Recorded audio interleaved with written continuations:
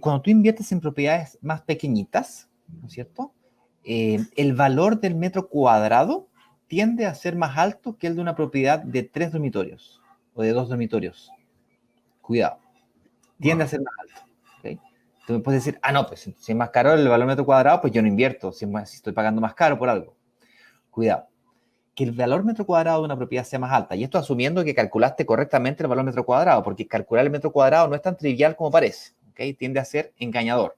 Por ejemplo, si tú calculas el valor del metro cuadrado y consideras el valor de la terraza completo, tienes que asegurarte de que la segunda propiedad que estás evaluando y la tercera propiedad que estás evaluando, para poder comparar el valor metro cuadrado de una propiedad contra la otra y la tipología de una contra la otra, no debes asegurarte de que se esté considerando la terraza completa o la mitad de la terraza. Hay empresas y personas que calculan la terraza del departamento como la mitad de la misma o la totalidad de la misma.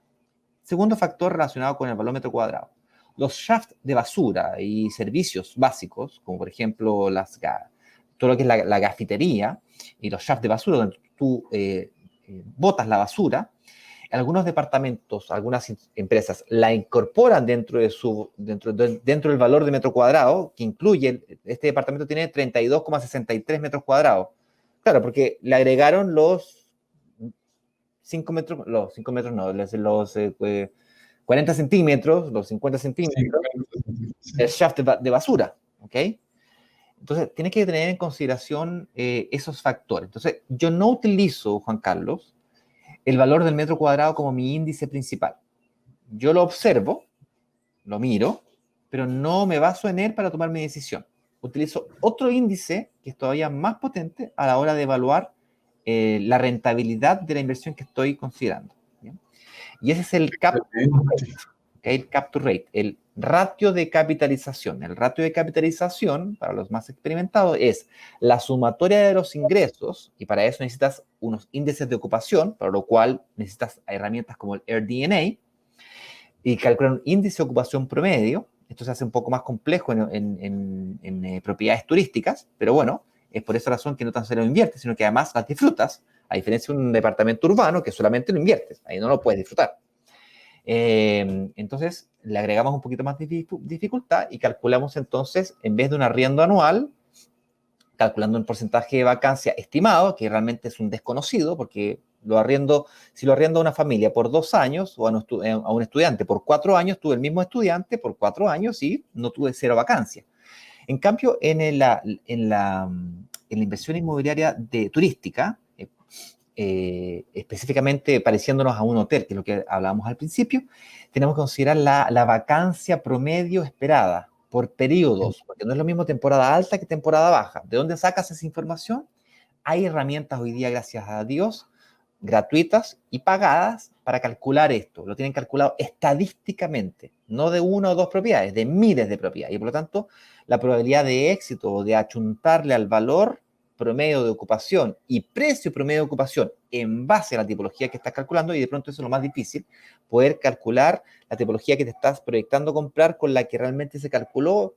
Vas a tener que apretar un par de botoncitos, vas a tener que pensar un poco, hacer un esfuerzo mental, aunque se quemen un par de neuronas, y esa parte a mí me cuesta un poco, para descubrir y poder comparar peras con peras. Y luego de que tienes el valor total de los ingresos, estoy explicando el ratio de cap to rate, es la parte superior. El ratio es un índice, ¿ok? Es un valor dividido por otro valor. Esa división te da un valor porcentual. Pues bien, ese denominador, perdón, no es denominador, el denominador es la parte de abajo, el numerador, gracias, ingeniero. El numerador viene en la sumatoria de los ingresos proyectados del año, restados la cantidad de gastos del año.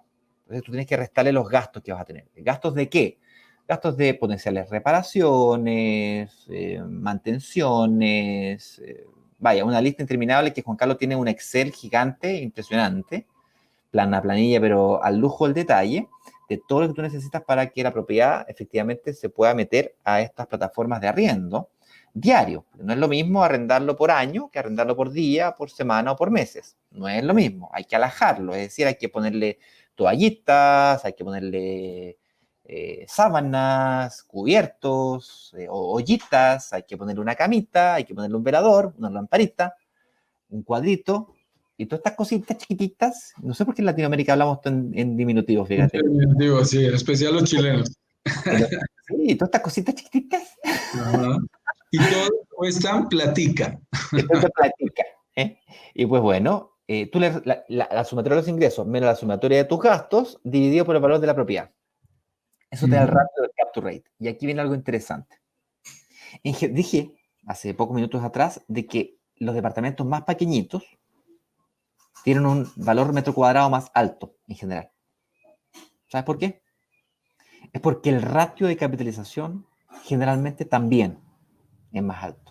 Es decir, el valor de la propiedad comparado con el ingreso menos los gastos, es decir, el capture rate, el ratio de capitalización, tiende, en términos generales, no es, hay que hacerlo, hay que hacer el cálculo específicamente a la propiedad que quieres invertir, tiende a ser más alto que el de una propiedad de 2 dormitorios o de 3 dormitorios o de 4 dormitorios. De 4 ni hablar.